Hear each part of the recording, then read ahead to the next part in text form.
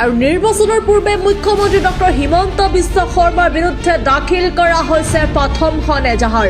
বৰপেটা ৰোডৰ আৰক্ষী থানাত দাখিল কৰা হৈছে FIR। মিয়াৰ বিৰুদ্ধে কটু মন্তব্য দিয়াৰ অভিযোগত গোচৰ পঞ্জীয়ন কৰি ব্যৱস্থা ল'বলৈ আহ্বান।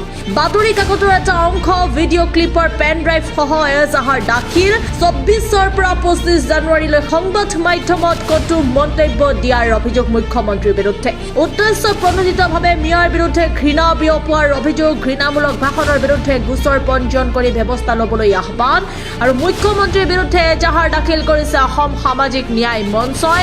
থানাত উপস্থিত সভাপতি অধিবক্তা আব্দুছ ছামাদ আহমেদৰ লগতে মহিলা শাখাৰ বেগম মমতাজেও দাখিল কৰে এজাহাৰ। আমি পুনৰবাৰ জনাবলৈ চেষ্টা কৰিম, নিৰ্বাচনৰ পূৰ্বে মুখ্যমন্ত্ৰী ডক্টৰ হিমন্ত বিশ্ব শৰ্মাৰ বিৰুদ্ধে দাখিল কৰা হৈছে প্ৰথমখন এজাহাৰ। বৰপেটা ৰোডৰ আৰক্ষী থানাত দাখিল কৰা হৈছে FIR। মিয়াৰ বিৰুদ্ধে কটু মন্তব্য দিয়াৰ অভিযোগত গোচৰ পঞ্জীয়ন কৰি ব্যৱস্থা ল'বলৈ আহ্বান।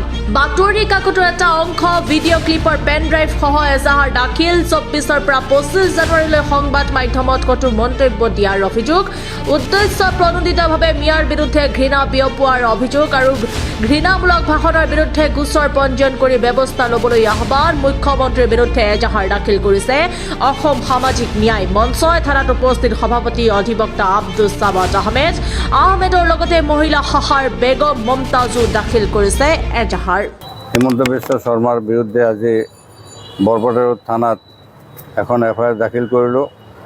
আৰু এই FIRখন আমি দাখিল কৰিছোঁ দুটা সংগঠনৰ তৰফৰ পৰা। আসাম ছ'চিয়েল জাষ্টিছ ফৰামৰ তৰফৰ পৰা মই সভাপতি হিচাপে কৰিছোঁ আব্দুছ ছামাদ আহমেদ, আৰু আসাম উমেন ছ'চিয়েল জাষ্টিছ ফৰামৰ তৰফৰ পৰা বেগম মমতাজ আহমেদ সভাপতি হিচাপে কেছটো আমি দুজনে চহী কৰিছোঁ। কাৰণটো হ'ল যে মুখ্যমন্ত্ৰী বা ৰজা বা যি শাসক ন্যায়পৰায়ণ হ'ব লাগে। সকলো জাতি জনগোষ্ঠীৰ মানুহক ন্যায় প্ৰদান কৰাটোৱে তেওঁৰ ধৰ্ম হ'ব লাগে। কিন্তু এই ক্ষেত্ৰত ভাৰতবৰ্ষৰ পবিত্ৰ সংবিধান সংবিধানৰ শপত খাই মুখ্যমন্ত্ৰী হোৱা হিমন্ত বিশ্ব শৰ্মাই তেওঁৰ ৰাজধৰ্ম পালন কৰাত ব্যৰ্থ হৈছে। আমি দেখিবলৈ পাইছোঁ যে যোৱা 24, 25, 26 আৰু 27 আৰু 28 লগতে 29 তাৰিখ এইকেইটা দিনত তেওঁ ধাৰাবাহিকভাৱে অসমত সাম্প্ৰদায়িক বীজ বাষ্প বিয়পোৱাৰ কাৰণে কিছুমান বক্তব্য ৰাখিছে।